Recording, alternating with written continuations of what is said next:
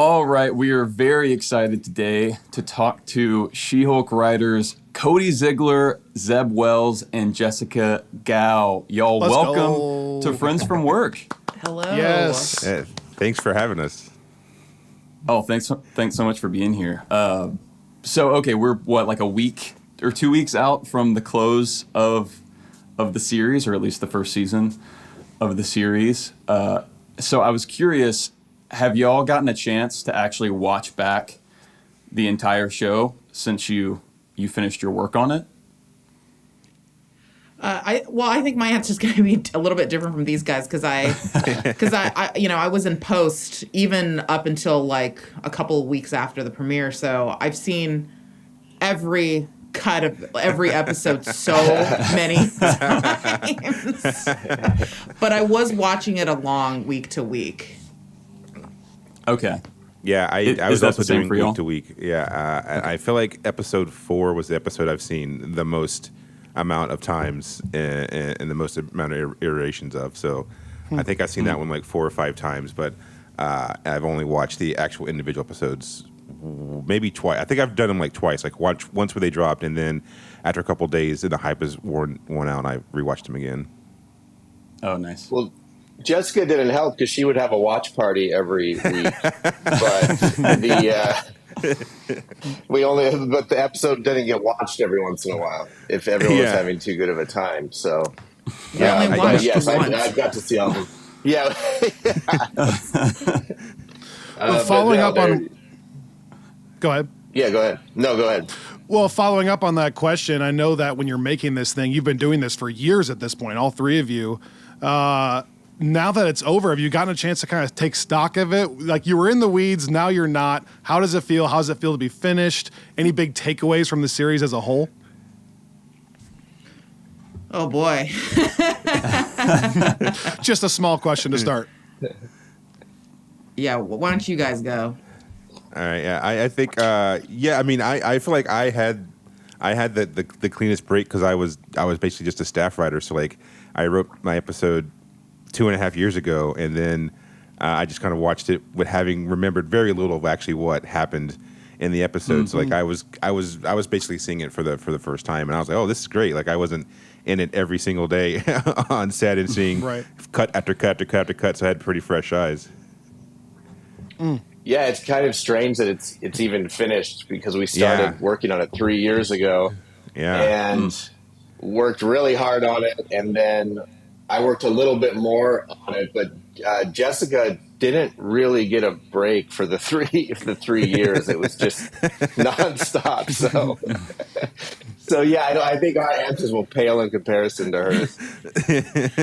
I mean, it definitely feels like 1,000-pound weight has been lifted, but I think that my body hasn't caught wind of the fact yet because like every day I still kind of wake up in a panic of like, what meeting am I supposed to be in right now? Like, do I owe anything? Do I owe any cuts? Do I owe any pages? Do I owe any rewrites? But I think, I mean, hopefully that'll subside and this won't be a lifetime affliction. I mean, it's just surreal because like truly it was like it dominated my every waking and probably sleeping moment for 3 years. So it's strange to be done, but also I'm like thrilled to be on the other side of it. It's interesting because, you know, we've heard a lot about the different plans for the series in terms of the origin originally being later and some changes there. Kyle and I were really struck by how much each week it seemed like y'all were able to get ahead of whatever the Twitter commentary was going to be about that episode. And I was curious, was any of that being done, obviously not along the way, but kind of throughout the process, or did y'all just kind of have enough of a crystal ball to be able to know exactly how to counter all that stuff 3 years ago? I mean, 3 years ago it was pretty easy to anticipate most of the attitude just based on, you know, existing as people on the internet, and especially our writers' room was very female heavy. It's not represented by the guests today on this podcast episode. But I mean, these two guys were literally the only two male writers on the show. And so just, it's like the collective experience of women who have existed on the internet. We, knew all too well. But also just even looking at the reaction to the announcement of the show, just the announcement that there was going to be a She-Hulk show, you could already see a lot of what was being said and the kind of attitude and the kind of response. I mean, it's a very vocal minority of the fan base that is like this. So so that was, we could already see that from the beginning, but also like it was very easy to anticipate because these people are incredibly unoriginal and predictable. So it's not that hard to guess what like an incredibly shitty, stupid person is going to say. Yeah, they really have one song that they've been playing for 15, 20 years at this point. So you hear it once, like, oh, I know this tune. It's a classic. I've heard it, so I can follow along to this one. Well, and we were both huge fans of the finale, and I need you to hear that. Our audience is like us. Like, we loved it. The vocal minority is very much a minority in our case. I know you've already done a ton of media rounds regarding the finale and things like that, but can you take our audience through how did the finale come about? When did you make the call to have it be what it was? Any other insight on the finale in general? That was really late, right? Right, Jessica? We were... Yeah. I don't even think we had it cracked when the room broke. I think you were still... Yeah. You were still hacking away at that for a while. Yeah, when the writer's room proper had finished up, we still didn't have a finale figured out. And so, I think we talked about so many different iterations, but we hadn't really settled on something that worked. Although I did pitch at some point during the room, I had pitched going to meet Kevin, and then you screamed at me, Zeb, because I said Kevin would be a puppy. By the way, Zeb Wells is the barometer. Zeb Wells somehow became the self-appointed hall monitor of the room for what went quote unquote too far. That was it. And Kevin being a dog. Kevin being a puppy. Kevin being a puppy. The ants the ants from Ant-Man going into witness protection program. Yeah. That was absurd. That's the line. We'd been talking out like just basically like a running joke in one episode where every time Jen or somebody walked by Pug's office at GLK&H in that episode, you would see that Pug was in a meeting with the ants from Ant-Man. And the ants were like smoking cigarettes and they were really stressed out. Absolutely not, Zeb. Not on Disney Plus. But the ants had witnessed a crime and they needed to go into witness protection. And Zeb was furious because he said, like, Ant-Man controls these ants. These ants do not have minds of their own. They do not want to. They do not know that they're in trouble. They do not appreciate the legal system. It's the most animated I've ever seen Zeb be in a room. He was like out of his seat, being like, "We can't do this. It doesn't make sense." Yeah. He was like, "What are we saying? That the ants understand what the witness protection program is?" And Still gets my blood going. Yeah. So all the ants from Ant-Man stands out there. You have Zeb Wells to thank for the lack of giant sentient ants on the show. Wasn't there? There were so many ideas thrown around, but there was one where the ants were exotic pets, right? And they were being sold. As exotic pets and like yes. There was Frogman broke up an exotic pet. No, it wasn't Frogman. Oh yeah, it wasn't Frogman. Oh wow, you're right. We went through It sounds like I'm thankful Zeb was on the show.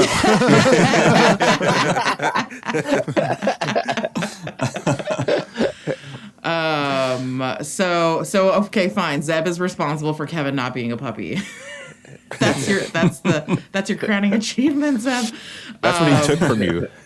Yeah. When did you make the call that Kevin would be a robot versus really Kevin? I mean, in that moment, well, because how it happened was first I pitched that Kevin would be like a stunt-casted handsome actor like George Clooney, and then in the same breath I was like, wait, I have a better idea. Kevin's a robot. And then I said, wait, I have an even better idea better than the other two. And then I pitched Kevin was a puppy, and then Zeb jumped out of his seat and screamed at me. And I said, okay, I've gone too far. Let's go back to the last idea everybody liked, which was Kevin as a robot. But that was when we still had the room, and I don't even remember why.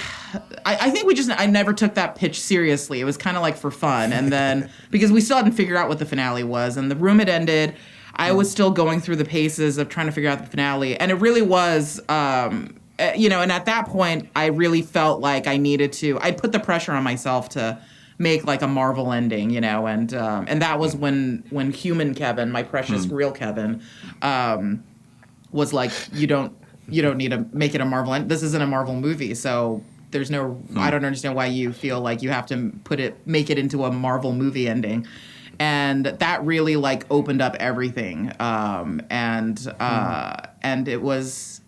For the record, it was Kevin who pitched that She-Hulk goes to the writer's room first before going to see him, and that's how we have that scene, and all three of us ended up being in that scene.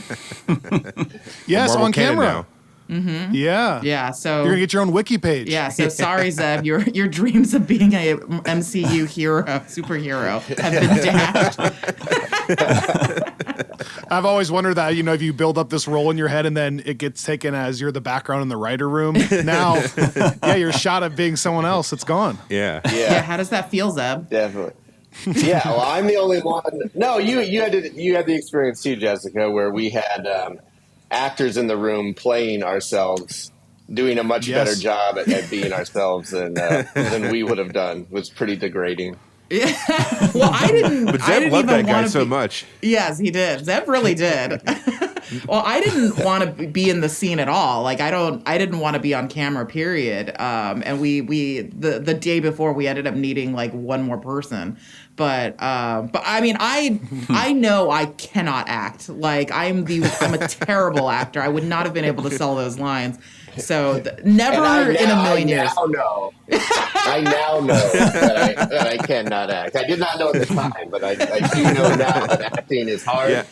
And I think it's a skill set that you have to develop. Around take 3, Zeb was like, "Yeah, I could not hold this energy for however long we're shooting." No, and all I had to do was, and I think there's even the shot in the episode where everyone starts, all the writers in the writers' room start laughing, and I'm like 5 seconds late. I just sit there staring while everyone's laughing. It's like I was terrible. But you know what? You did some great ham carving acting, Zeb. Yeah, I did. This is probably. I know this is a tough question, but talking about having a little bit of separation and being able to watch back, I would love to hear what each of y'all's favorite moment, scene, sequence is, like, as you look back, something that you're just especially either proud of as a creator or that you just really enjoy as a fan. It could be from any of the episodes or just the series as a whole.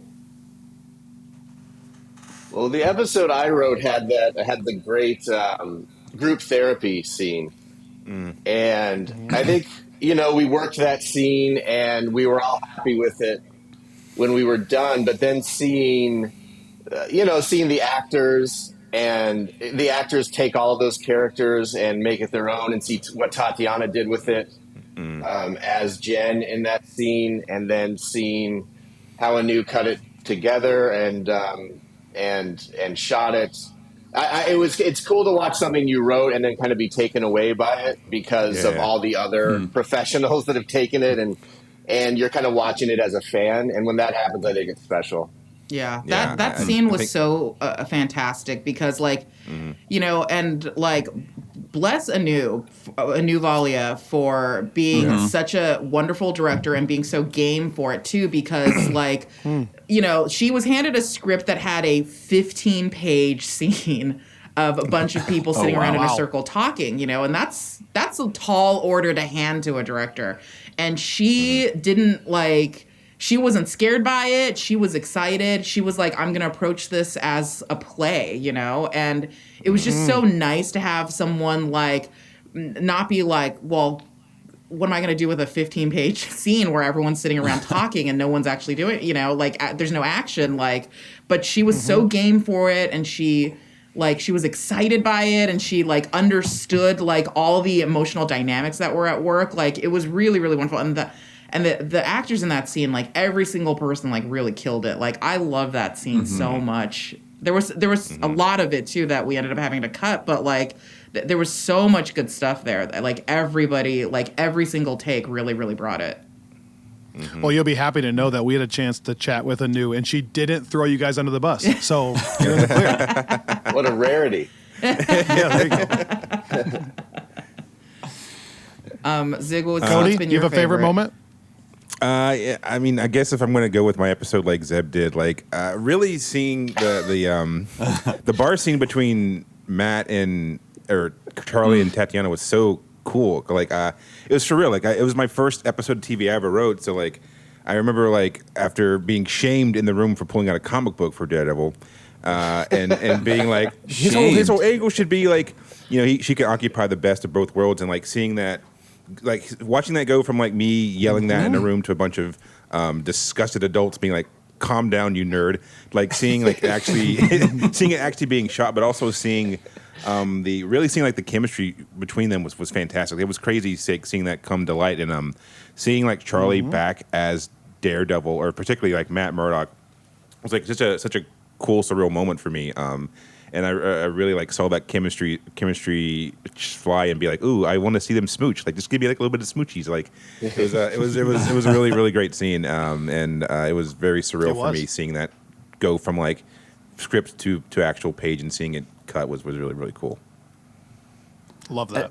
As a quick follow up there, at what point did you know that you wanted to do a yellow suit for Daredevil? Oh, was that always the plan? That is, those decisions come from Kevin, human Kevin. Not robot Kevin. Interesting. Okay, tricky question here. You guys have done a lot of media stuff already. Is there a question throughout all of this that you have not been asked, or something you haven't talked about that you wish you had been asked at this point? Oh, boy. I mean, I don't think there's a single question I, at this point, wish had been asked. Gal, has anyone asked you about the ham? About the room ham? I don't know. Maybe. I know I've talked about it. Well, I like where this is going. I just got a text. I got a text last night from an old coworker who had a screen grab and was saying, "You are not cutting Iberian ham back there." Are you? I was like, and I had to correct him. Yes, I was about to say. I was not going to spend Iberico money on you guys. Yeah. I'm a gigantic Costco fan. And here we go. One day I was at Costco's my happy place, and one day I was at Costco, and they had an entire leg of jamon serrano. That came with a holder and a knife and everything. And impulsively I got it. And I figured, you know what? I got a whole writer's room to feed. So I'm sure we could polish off this 15 to 16 pound leg of ham. And so every night at home, I would be slicing ham and putting it in a little Ziploc bag and then bringing it to the writer's room. And then we'd pass the ham bag around. This is obviously pre-COVID. And everybody would just be eating ham throughout the day. People loved it. It was delicious. And so Yusong, who was my assistant at the time, podcast famous Yusong, he said, hey, if you provide me with an apron and food safe gloves and you bring the ham into the writer's room, I will volunteer to carve it. And so that's what I did. I brought this giant leg of ham to the writer's room, and it sat in a corner of the writer's room.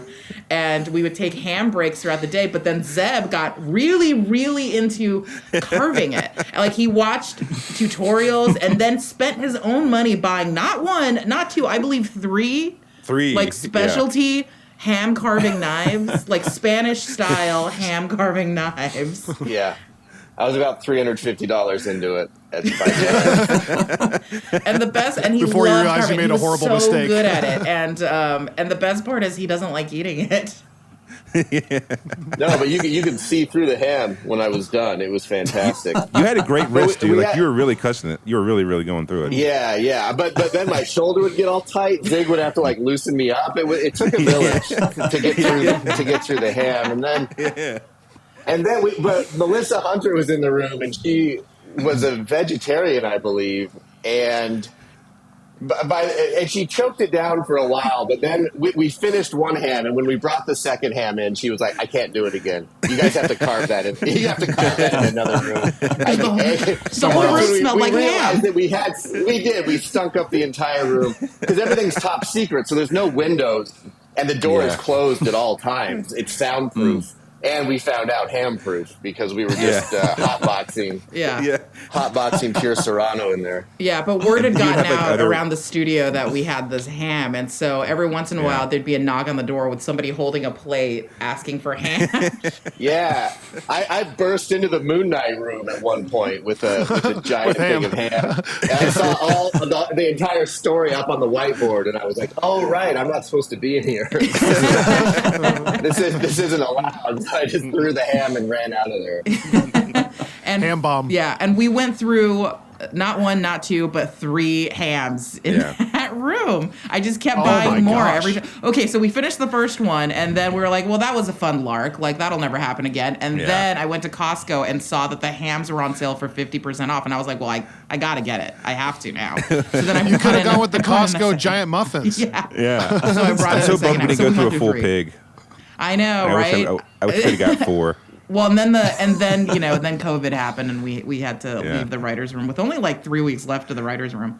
But what was great was, I had written that writers' room scene in the finale, and we were prepping it, and then we had a meeting with Kevin, and he goes, "Guys, you got to have the ham in the room to be accurate." And that's why there's a ham in the room. So I got to fly to Atlanta and cut ham on camera. And be called Ham Wait, Guy. the ham is actually on camera? I missed that part of this. That's incredible. They tried to cut it out because it was so bizarre and confusing to everyone that notices it. It's bizarre, confusing, takes you out of the story. Why is there a ham there? Yeah. So make no mistake, it wasn't a good idea, but it was in there. Okay, to be fair, there used to be 2 lines referencing the ham in the writer's room too, and so I botched it. I botched it so hard they had to cut around it. Well, once there was an exchange between She-Hulk and writers about the ham, because she says like, "Why is there a ham in the room?" or something like that. I mean, at that point it became too inside baseball. So we cut those 2 lines, and once you cut those 2 lines, then it's like, okay, no one's acknowledging that there's a ham in the room and a guy in the corner carving the ham, and so that's why we had to like kind of cut around it a little. I mean, you can still see it in the wide shots that you are standing behind a ham, holding like just frozen in time, mid slice. Nothing is more She-Hulk than the fact that this ham hijacked 10 minutes of this of the podcast. Well, I need to immediately go and rewatch the finale when this is over. Is what I'm learning. Well, I'm curious. It sounds like you've gotten all of the She-Hulk questions, which is not surprising. But given that y'all are maybe kind of finishing up this long press tour season, we always like to hear what the creators that we have on are just generally excited about and enjoying in life. And I wanted to give you all a second to say, is there something this week, this month, that you are just really fired up about and enjoying, whether it's like something in TV restaurant that you found? Restaurants, you have my attention now. If you're in LA, I think they do it in New York, but mainly LA. There's this like weekly food festival called Smorgasbord in like downtown LA, and I went there last week in with my girlfriend, and we had the beignets from this little place called like Treme, like Louisiana Kitchen. And it was so good that I had to sit down after eating my beignets. That's been bringing me so much joy. Well, like I'm actively being like I can only eat this once a month. So like that I'm looking forward to 3 weeks from now when I can go back to Treme, Louisiana Kitchen and get some beignets. That's what's bringing me such immense joy and pleasure right now. I love that so much. I love that too. I'm from Louisiana, so I love it even more. Oh, there you go. I bought an e-scooter, guys, and I've been enjoying it. And it goes Nice. It goes 30 miles an hour. It's a terrible idea. I love it. Yeah, I think I just bought a motorcycle helmet for it. So Perfect. But it looks good on you. I definitely look like a tool, and but it's very exhilarating. It's a great choice. You take it to work? The next time I'm in the office, I will take it to work, and I will. The words will come out of my mouth. Is there a place to park my e-scooter? And that's when That's when you know. I'll know I've given up. That's when you need to say, "Hey, I draw the line. I've gone too far. Too far." I recently got to try the famous Tom Cruise coconut bun cake from Doan's Bakery in Woodland Hills, and it lives up to the hype. It's so good. It's an incredible cake, and that's what I've been enjoying. Wow. Love it. Well, Great thank you reps. guys so much for your time. We are so honored to have you here. I mean, this is so special for our audience, and we were such big fans of the show. So this has been so fun. Awesome. Thanks for having us. Good luck to the rest of you Great. guys, and we're going to be following whatever you're working on next. Maybe season 2, maybe something else. We'll be watching. Awesome. Thanks for joining Friends from Work. Thanks for having us. Maybe. Bye. Thanks, guys.